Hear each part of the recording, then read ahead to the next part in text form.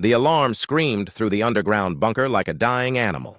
Captain Lee Hanna rolled off her narrow bed and grabbed her sidearm in one smooth motion.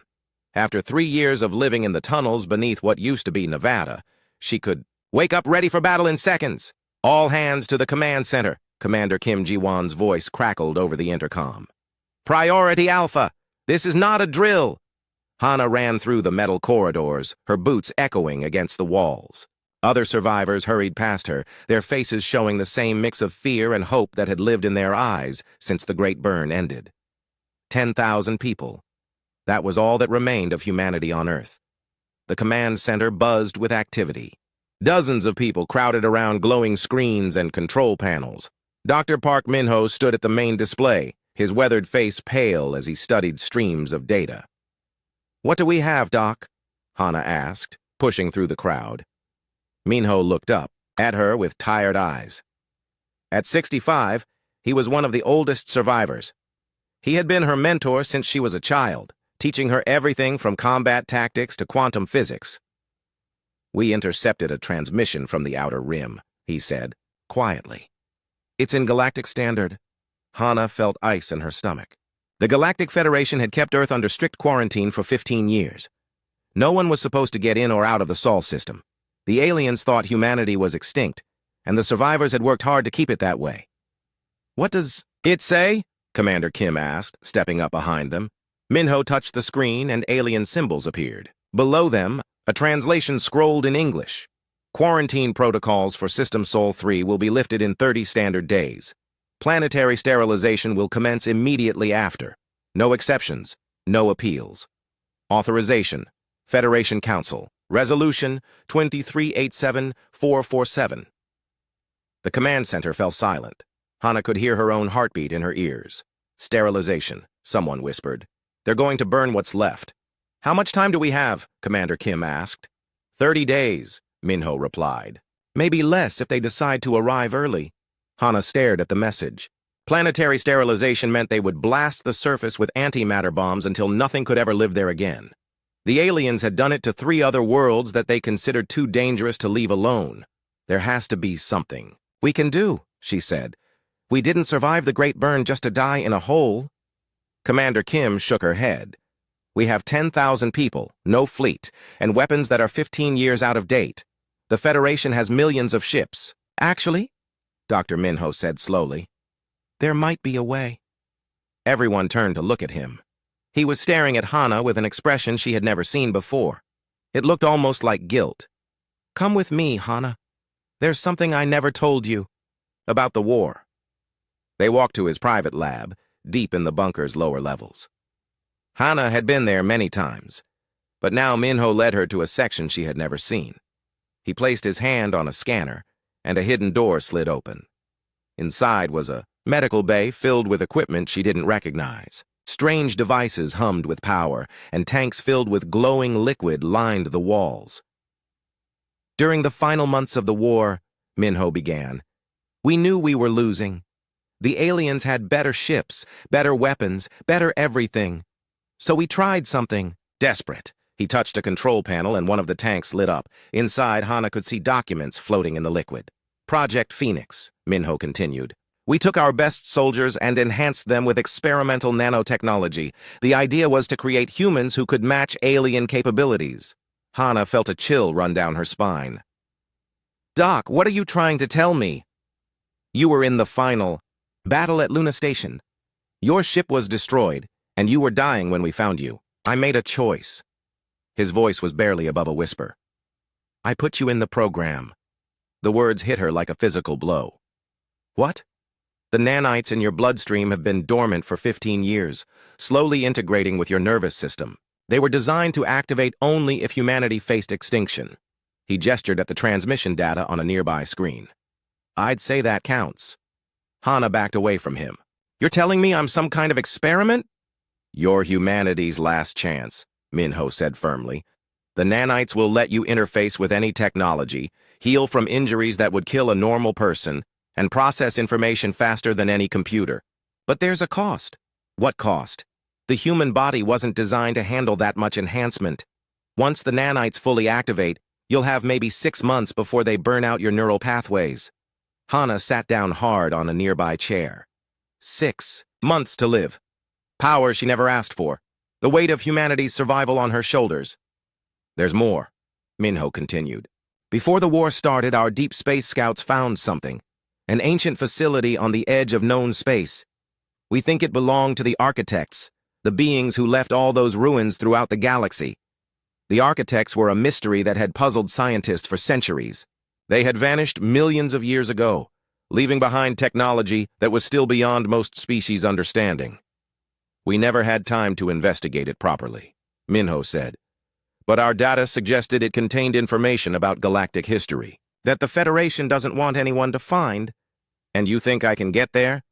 I think you might be the only one who can. The nanites will let you pilot ships that no one else can handle. More importantly, they might let you understand architect technology. Commander Kim appeared in the doorway. Dr. Park, we need to make a decision soon. Our scouts report Federation. Ships moving toward the outer system. Minho looked at Hana. The choice is yours. We can try to hide deeper, hope they miss us when they sterilize the surface. Or you can take our fastest ship and try to reach that facility. Maybe find something that can help us negotiate with the Federation. Hana closed her eyes and tried to think. Everything she had believed about her life was a lie. She wasn't just a survivor of the war. She was a weapon created to fight a battle she never knew existed. But looking around the lab, seeing the desperate hope in Minho's eyes and the quiet determination in Commander Kim's face, she knew there was really only one choice. Tell me about this ship, she said. Minho smiled for the first time in days. It's a prototype stealth vessel. Experimental engine, advanced AI, and enough firepower to fight a small fleet. We call it the Phoenix. Of course you do, Hana said with a bitter laugh. When do I leave? Tonight, if possible. Every day we wait increases the chance they'll detect us. As they walked back to the command center, Hana felt something stirring in her blood, a warm tingling that seemed to spread through her entire body. The nanites were waking up. By tomorrow, she would either be humanity's savior or its final failure. But for the first time since the Great Burn ended, she felt something she had almost forgotten. Hope. The Phoenix ship hummed around Hana as she floated through space near Proxima Station. 3 days had passed since she left Earth, and the nanites in her blood were fully awake now. She could feel them working through her body, changing her in ways she was still learning to understand.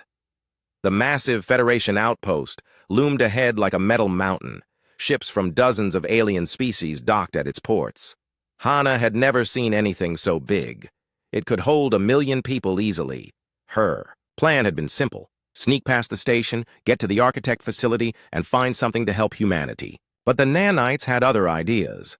They were pulling information from every signal around the station. Radio chatter, data streams, navigation beacons.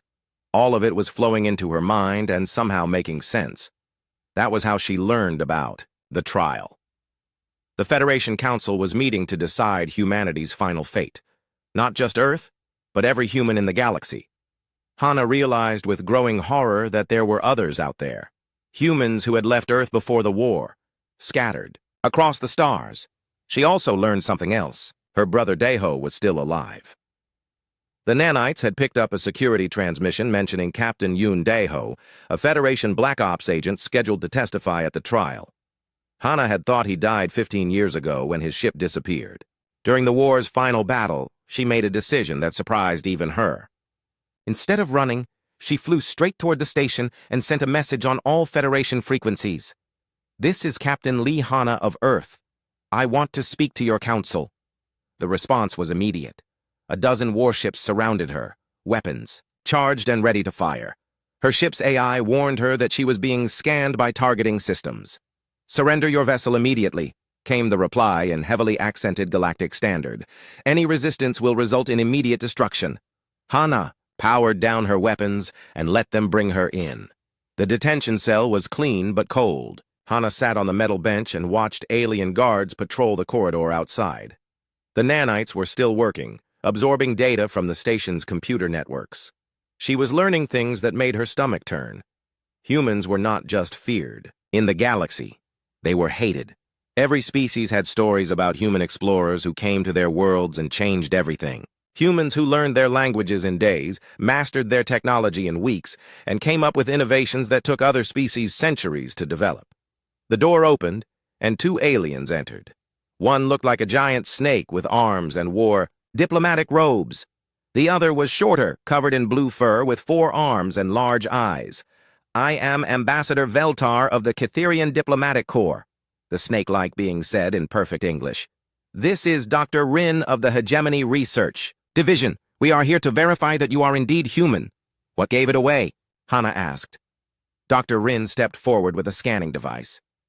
"Your species is supposed to be extinct, yet here you are, speaking Galactic Standard with no translation device. This should be impossible." Hana realized her mistake. The nanites had been translating everything automatically. She hadn't even noticed she was speaking alien languages. "How long have you been studying our transmissions?" Veltar asked. "I haven't," Hana said honestly. "I just understand them." The two aliens exchanged glances that she somehow knew showed fear. "Impossible," Dr. Rin whispered. "Linguistic adaptation at this speed requires decades of neural conditioning." "Unless," Veltar said slowly, "the stories about human enhancement during the war were true." Before Hana could respond, the cell door opened again. A man in Federation uniform entered, and Hana's heart nearly stopped. "Hello, little sister," Daeho said quietly. He looked older, with gray in his hair and lines around his eyes. But it was definitely her brother. The nanites were feeding her information about his heart rate, stress levels, even the micro-expressions on his face. He was happy to see her, but also terrified. "The Council wants to see you both," Veltar announced. "The trial begins in 1 hour." The council chamber was enormous. Representatives from 12 different species sat in a circle around a central platform. Hana and Daeho stood together in the middle while hundreds of aliens watched from viewing galleries. Senator Cax, a tall being with purple skin and too many teeth, spoke first. "The appearance of these humans changes nothing. They only prove that the species is too dangerous to allow survival. My brother has served the Federation faithfully for 15 years, Hana said, her voice carrying clearly through the chamber. "How does that make us dangerous?" "Because you lie by existing," Cax replied. "Your brother has been passing as a Terran colonial, hiding his true nature, and you demonstrate abilities that no species should possess." General Throck, a massive alien covered in scales and scars, stood up. "I have reviewed Agent Yoon's service record. In 15 years, he has completed impossible missions, learned classified technologies, and solved problems that our best minds couldn't handle, all because he is human." The nanites were feeding Hana information about everyone in the room. Their fear was almost overwhelming. They weren't afraid of human violence. They were afraid of human potential. Dr. Rin activated a holographic display. "Our research shows that humans adapt to new technology at rates far exceeding any known species. They integrate cultural concepts, master complex systems, and innovate solutions with unprecedented speed, which is exactly why they must be eliminated," Senator Cax said. "Every species that has encountered humans reports the same pattern. They arrive, they adapt, they change everything. They are a contagion of progress." Hana felt anger building inside her, and the nanites responded. Suddenly, she could see the data streams flowing through the chamber's computer networks. Security protocols, life support systems, even the artificial gravity generators. All of it was open to her. "You're afraid," she said, her voice cutting through the noise. "Not of our weapons or our wars. You're afraid because we don't know how to stop learning." "Precisely," Veltar said. "Your species represents an existential threat to galactic stability. You upset the natural order." "What natural order?" Daeho spoke for the first time. "The order where some species get to decide which others deserve to live?" Hana felt something change in her brother as he spoke. The nanites detected energy patterns in his brain that shouldn't be there. Somehow, her presence was triggering dormant capabilities in him, too. "This proves our point," General Throck growled. "Even now, in the heart of our most secure facility, you are adapting, evolving, becoming more dangerous." The chamber erupted in argument. Some representatives called for immediate execution. Others demanded more study. A few suggested that humans might be useful if properly controlled. Through it all, Hana felt the nanites working. They were learning the station's systems, understanding alien technology, even decoding the biological patterns of the species around her. Information flowed into her mind faster than she could process it consciously. Then the lights went out. Emergency power kicked in a moment later. But in that brief darkness, Hana had felt something impossible. The nanites had briefly interfaced with the station's main computer core. Just for a second, she had been connected to the entire facility. Security breach. Alarms began wailing. Unknown intrusion detected in primary systems. Senator Cax pointed directly at Hana. You see? They cannot help but corrupt everything they touch. But Hana wasn't listening anymore. The nanites had found something in the station's database, hidden files that mentioned the architect facility she was looking for. More importantly, they had found records of other humans scattered throughout the galaxy. Her people weren't just on Earth. They were everywhere, hiding in plain sight, waiting for someone to unite them. And now the entire Federation knew she existed. The Federation escort ships surrounded Hana's Phoenix as they traveled toward the edge of known space. After the incident at Proxima Station, the Council had decided that studying the architect facility was safer than leaving Hana loose in civilized space. They wanted to see what she could learn from the ancient ruins, but they also wanted to control her. Dr. Rin sat in the Phoenix's passenger seat, watching everything Hana did with fascination. Her 4 arms moved constantly, taking notes on tablets and recording devices. Behind them, Daeho worked at a console, trying to make sense of the navigation data they had pulled from the station's database. The readings are getting stronger, Dr. Rin said as they approached the coordinates.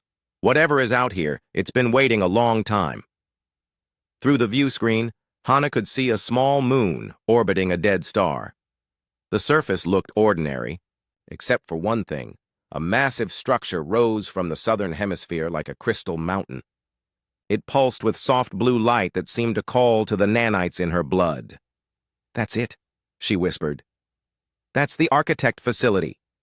The escort ships took defensive positions around the moon while the Phoenix landed near the base of the structure. Up close, it was even more impressive. The walls were made of some kind of living metal that shifted and flowed like water but felt solid to the touch. Daeho ran his scanner over the surface. I'm not reading any doors or openings. How do we get inside? Hana approached the wall and placed her hand against it. The moment her skin touched the metal, the nanites exploded into activity. She could feel them reaching out, making connections with systems that had been dormant for millions of years. The wall dissolved under her touch, creating an opening just large enough for them to walk through. Incredible, Dr. Rin breathed.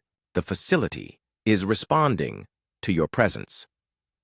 Inside, the corridors glowed with the same blue light. Strange symbols covered the walls, shifting and changing as they watched. But the nanites were translating them, turning alien script into words Hana could understand. Welcome, children of the final cycle, the walls seemed to say. You have returned at last.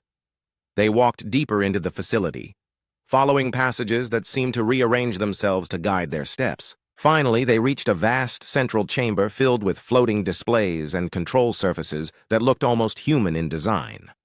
At the center stood a figure that made them all stop in shock. It was human, or had been once. The man was tall and thin, with silver hair and eyes that held the weight of ages. But he was translucent, like a hologram, and when he moved, reality seemed to bend around him. I am Master Jin Hyuk, the figure said in perfect English. I have been waiting for you for a very long time. Hana stepped forward, the nanites singing in her blood. You're human, but that's impossible. This facility is millions of years old. Jin, Hyuk smiled sadly. Time is more flexible than your species currently understands. I am not from your past, Captain Lee Hana. I am from your future, a future that no longer exists. Dr. Rin's tablets clattered to the floor. You're saying you're a time traveler? The architects, Jin Hyuk continued, were never a separate species. They were humans from a timeline where we achieved transcendence, where we learned to shape reality itself. But with that power came a terrible discovery. the chamber filled with holographic images, galaxies burning, stars going dark, entire sectors of space simply ceasing to exist. "We saw the end," Jin Hyuk said. "A cosmic catastrophe that would destroy not just our universe, but all possible universes. So we did the only thing we could. We went back in time, seeding the galaxy with technology and guidance, trying to change the course of history." Hana felt dizzy. The ruins throughout the galaxy, all those mysteries scientists have been studying. "Breadcrumbs," Jin Hyuk confirmed. "Clues meant to guide galactic development along a path that might prevent the catastrophe. But we failed. Every timeline we tried led to the same result, until we realized the truth." Daeho moved closer to his sister. "What truth?" "Humanity cannot transcend alone. We are too adaptive, too aggressive, too willing to change everything we touch. But we are also the key. The nanites in your blood, Captain Hana, are not just enhancements. They are a preservation protocol." The HFY displays around them shifted, showing DNA sequences and quantum equations that made Hana's head spin, even with the nanites helping her understand. "When fully activated, they will upload the consciousness of every human into a galactic network. Your thoughts, your memories, your innovation and adaptability, distributed across every planet, every ship, every thinking being in the galaxy, Doctor." Rin picked up her tablets with shaking hands. "You're talking about assimilation, turning every species into humans." "Not into humans," Jin Hyuk corrected. "Into something better. A hybrid consciousness that combines human adaptability with alien wisdom, human innovation with alien patience. The galaxy as one mind, working together to prevent the catastrophe." Hana felt sick. "And what happens to the humans on Earth? The 10,000 survivors?" Jin Hyuk's expression grew even sadder. "They must be sacrificed, their consciousness uploaded, to power the network. Physical forms are limiting. To save the universe, humanity must evolve beyond flesh." "No," Hana said firmly. "There has to be another way. I searched for thousands of years across hundreds of timelines," Jin Hyuk replied. "This is the only path that leads to survival." Alarms began blaring through the facility. Dr. Rin checked her communication device, and her face went pale. "Drakmari." "Warships," she said. "A full fleet, approaching fast." Through the facility's sensors, Hana could see them. Hundreds of sleek black ships dropping out of hyperspace around the moon. The Drakmari were the galaxy's most aggressive military species, and they had apparently decided that the Architect facility was too dangerous to leave intact. "War Prime Koroth," Dr. Rin whispered, reading the fleet identification. "He's been pushing for human extermination since the council session." Jin Hyuk gestured, and the facility's defenses came online. Ancient weapons that could tear apart entire fleets powered up around them. But Hana could see the price. Every system that activated drew power from Jin Hyuk himself. He was fading, becoming more translucent with each passing moment. "I can hold them off," he said, "but not for long. You must make your choice, Captain. Activate the protocol and save the universe, or let everything die to preserve 10,000 lives." The facility shook as Drakmari weapons struck the outer shields. Through the nanites, Hana could feel every system in the complex, every weapon, every piece of technology that the architects had left behind. She could also feel something else, the consciousness of her brother beside her, the alien mind of Dr. Rin, even the fading presence of Jin Hyuk himself. The nanites were connecting her to all of them, showing her what it might be like to share thoughts across species, to truly understand each other. But it would cost everything she had ever cared about. Another barrage shook the facility, and Jin Hyuk stumbled. His form was becoming harder to see. "Decide," he urged, "before it's too late for any of us." Hana looked at her brother, at Dr. Rin, at the fading form of the last architect. The weight of every choice pressed down on her like a physical force. Outside, the Drakmari fleet closed in for the kill.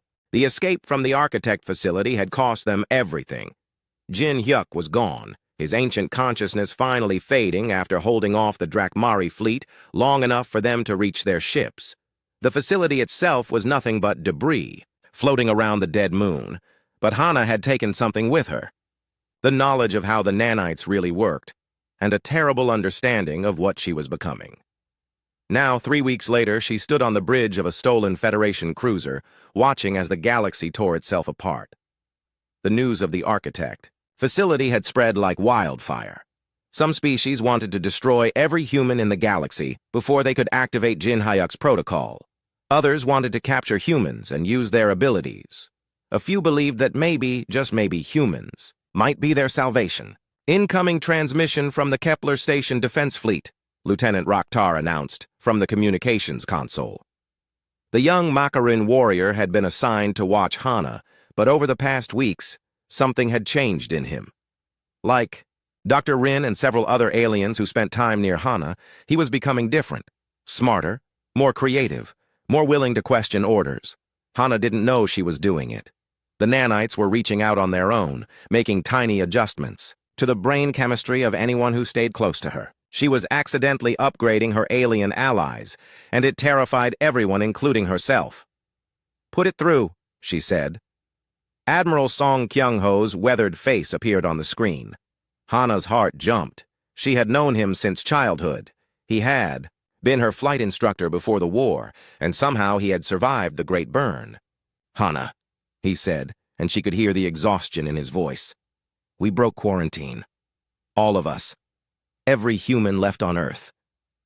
"What?" Hana stepped closer to the screen. "Admiral, that's suicide. The Federation will detect you." "They already have. We're fighting running battles across 3 star systems, but we couldn't stay hidden anymore. Not when our people are scattered across the galaxy, being hunted down one by one." Dr. Rin looked up from her research station. Over the weeks, her work had become more innovative, her solutions more elegant. She was developing technologies that should have taken her species decades to discover. "How many ships did you manage to get?" she asked. 200, Admiral Song replied. "Mostly old freighters and mining vessels, but we've made modifications. Amazing what you can do when you stop thinking about limitations." That was the human gift, Hana realized. They didn't just adapt to new technology, they refused to accept that anything was impossible. "Admiral, you need to stay away from populated systems. The galaxy is choosing sides, and most of them want us dead." "I know, but there's something else. We've been picking up signals from human settlements we didn't know existed. There are thousands of us out here, Hana. Maybe tens of thousands. All hiding, all waiting for someone to tell them it's safe to come home." Before Hana could respond, alarms started blaring throughout their ship. "Multiple hyperspace signatures," Rakhtar reported. 3 fleets dropping out of warp. Federation, Drak Mary, and something else. The main screen shifted to show the space around them. Admiral Song's refugee ships were spread across the system, desperately trying to reach the hyperspace jump point. Closing in from 3 directions were the hunters. Drakmari War Fleet. Dr. Rin identified the sleek black ships. "They want to finish what they started at the facility." Federation Task Force, Rakhtar added, highlighting the more diverse group of vessels. "Mixed species, but all military." "The third group?" Hana asked. Dr. Rin studied the readings. "I don't recognize the ship designs. Wait, those energy signatures. Hana, I think those are collective vessels." The collective was something most species whispered about in fear. A hive mind that had absorbed dozens of smaller civilizations, turning them into parts of a single vast intelligence. If they were here, it meant they saw humans as either a threat to be eliminated or a prize to be claimed. "All human vessels, this is War Prime Koroth." A harsh voice crackled over the communications system. "Surrender immediately or be destroyed. You will not spread your contamination any further." "Human ships," came another voice, this one cold and emotionless. "You will be integrated into the collective. Resistance is futile. Your adaptability will serve the greater consciousness." Admiral Song's face was grim on the screen. "Hana, we can't fight 3 fleets. We don't have the weapons." Hana closed her eyes and felt the nanites surging through her bloodstream. They were so much stronger now, connecting her to every system on the ship, every piece of technology within range. She could feel the thoughts of her alien crew members, could sense their fear and their growing loyalty to her. "Maybe we don't need weapons," she said quietly. She reached out with the nanites, touching the computer systems of the nearest collective ship. For a moment, she felt the vast intelligence behind it, billions of minds linked together in perfect harmony. It was beautiful and terrifying at the same time, but it was also vulnerable. The collective had absorbed so many species by force, keeping them in line through technological control. Hana slipped into their network like a virus, but instead of destroying, she began to liberate. One by one, she gave the absorbed minds a choice: stay with the collective, or remember what it meant to be free. The effect was immediate. 3 collective ships simply stopped moving, their crews struggling with sudden independence. 2 more began firing on their own fleet. Impossible, Dr. Rin breathed. You're breaking apart a hive mind from the inside. But the effort was killing her. Hana could feel her life force burning away as the nanites worked. Blood ran from her nose, and her vision blurred. The Drakmari fleet is moving to attack, Raktar reported. Hana switched her focus, reaching out to touch the minds of the Drakmari, warriors. But instead of trying to control them, she shared something with them. Memories of human courage, human sacrifice, human love for family and home. She showed them what Admiral Song was really fighting for. Not conquest or domination, but the simple right to exist. Several Drakmari ships slowed their approach. A few even began to turn away. War Prime Koroth's voice roared over the communications. Treachery! She corrupts our warriors with her alien thoughts. Not corrupts, Raktar said suddenly. Enlightens. I feel it too, the connection. We are not so different, humans and Macaroon. We both fight for our families. The young warrior began transmitting on all Drakmari frequencies, sharing his own memories of serving alongside humans, of seeing their courage and compassion firsthand. The Federation fleet was in chaos. Some ships moved to protect the human refugees. Others prepared to fire on them. Admiral Song's forces were scattered and desperate, but they were fighting with a fury that impressed even their enemies. Through it all, Hana felt herself changing. The nanites were spreading beyond her body now, creating connections she had never imagined. She could feel the thoughts and emotions of beings across the entire system. Human determination, alien fear, the cold hunger of the collective, the warrior pride of the Drakmari. Hana, Dr. Rin said urgently, your vital signs are critical. You need to stop before you burn yourself out. But Hana couldn't stop. The connections were too strong, the need too great. She was becoming something beyond human, beyond alien. She was becoming a bridge between species, a living link that might finally bring peace to the galaxy, or destroy it trying. The final battle began above the ruins of Earth. Hana stood on the bridge of Admiral Song's flagship, watching through the viewscreen as hundreds of ships gathered in Earth's orbit. Human refugees, alien allies, and enemy fleets all converged on the world that had started it all. Her body was failing. The nanites had spread so far through her system that she could barely tell where she ended and the technology began. Her skin had a metallic sheen, and when she moved, reality seemed to bend around her like it had around Jin Hyuk. The Federation Council has issued their final ultimatum, Dr. Rin reported from her station. Her voice was different now, carrying harmonics that no natural throat could produce. The changes Hana had accidentally made to her were becoming more obvious. Surrender all humans for processing, or they deploy the reality bomb. Hana closed her eyes and felt the weapon through the nanites. It was hidden in the center of the Federation fleet, a device that could erase Earth from history itself. Not just destroy it, but make it so it had never existed at all. How long do we have? Admiral Song asked. 10 minutes, Dr. Rin replied. Maybe less. Through the ship's sensors, Hana could feel every human in the fleet. 10,000 from Earth, and nearly 50,000 more who had come out of hiding across the galaxy. All of them looking to her for salvation she wasn't sure she could provide. There is another way, she said quietly. Everyone turned to look at her. Her brother Daeho stepped closer, concern clear on his face. What way? He asked. Jin Hyuk was right about the protocol, but wrong about the method. I don't need to sacrifice anyone. I can take their consciousness into myself willingly. Dr. Rin's eyes widened. Hana, the human mind isn't designed to hold that much information. You'll burn out in seconds. Not if I'm not entirely human anymore, Hana replied. She could feel the truth of it through the nanites. She had been changing since the moment they activated. Every connection she made, every mind she touched, had added to her own capacity. Admiral Song shook his head. "I won't let you kill yourself for us. You won't be letting me do anything," Hana said with a sad smile. "This is my choice." She walked to the center of the bridge and placed her hands on the main console. Instantly, the nanites flowed out through the ship's systems, connecting to every human vessel in the fleet. "My friends," she broadcast on all frequencies, her voice reaching every human in the system. "I need you to trust me one more time." She felt their responses. Fear, hope, love, determination. 50,000 human minds, all different, all precious. "I'm going to offer you a choice. Stay in your bodies and face whatever comes, or join with me. Let me carry your thoughts, your memories, your dreams. Help me become something that can save not just humanity, but everyone." The responses came immediately. Children afraid of the dark ships surrounding them, parents willing to do anything to protect their families, soldiers ready to fight to the end, scientists curious about what might be possible. One by one, they began to say yes. The first consciousness to join her was Admiral Song himself. Hana felt his memories flow into her mind.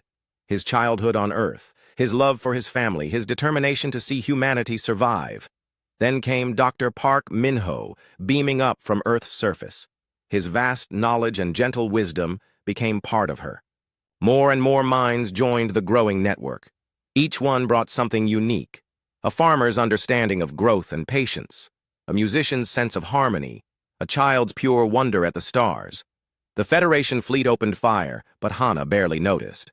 She was becoming something beyond their weapons. The nanites flowed out from every human ship, creating a web of light that connected all of them. "The reality bomb is charging," someone reported, but the voice seemed far away. Hana reached out, with her expanded consciousness, and touched the weapon itself. It was a marvel of destructive engineering, designed to unweave the fabric of spacetime around Earth.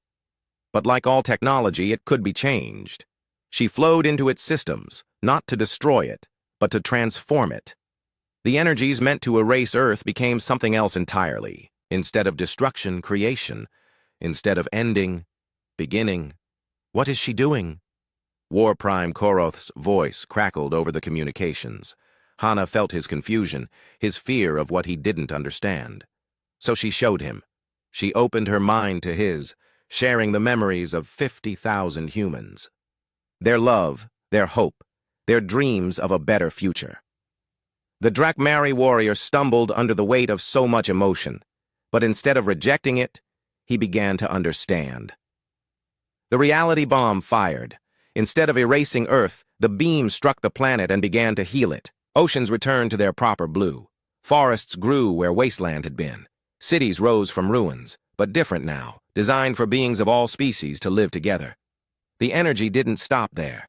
It spread outward, touching every ship, every world, every living being in the system, not changing them against their will, but offering them a gift. A tiny piece of human consciousness, freely given. Hana felt herself expanding beyond any single body. She was in the Federation ships, helping their crews see past their fear. She was with the collective vessels, showing them what true unity looked like when it was chosen rather than forced. She was touching minds across the galaxy, planting seeds of understanding and cooperation. But she was still herself, still the scared pilot who had woken up in an underground bunker with the weight of humanity's survival on her shoulders. The nanites had made her more than human, but they hadn't taken away what made her human. "Sister?" Daeho's voice reached her across the network. "Are you still there?" "I'm everywhere," she replied, and felt him smile through their connection. The battle was over. Ships that had come to fight were now working together to help rebuild. Federation scientists shared knowledge with human engineers. Drakmari warriors protected refugee ships. Even some collective vessels had broken free. Entirely, their crews choosing independence over absorption. Earth turned below them, green and blue and beautiful again. But it was different now. Cities designed for humans and aliens alike. Oceans that could support life from a dozen worlds. A planet that was truly home to all species. "What happens now?" Doctor, Rin asked. Her voice came through the network, clear and wondering. Hana considered the question. She could feel the future spreading out before them like a vast web of possibilities. Some paths led to the cosmic catastrophe Jin Hyuk had feared. Others led to wonders beyond imagination. Now we learn, she said. Together. She was no longer just Earth's last hope. She had become something greater, the galaxy's teacher, its guide, its bridge between species. Not a conqueror, but a gardener. Helping different forms of life grow together in harmony. The stars waited, full of possibility. And for the first time in galactic history, every species in the void looked toward them with the same sense of wonder that had once driven humanity to leave their small blue world behind. The future was unwritten, and they would write it together.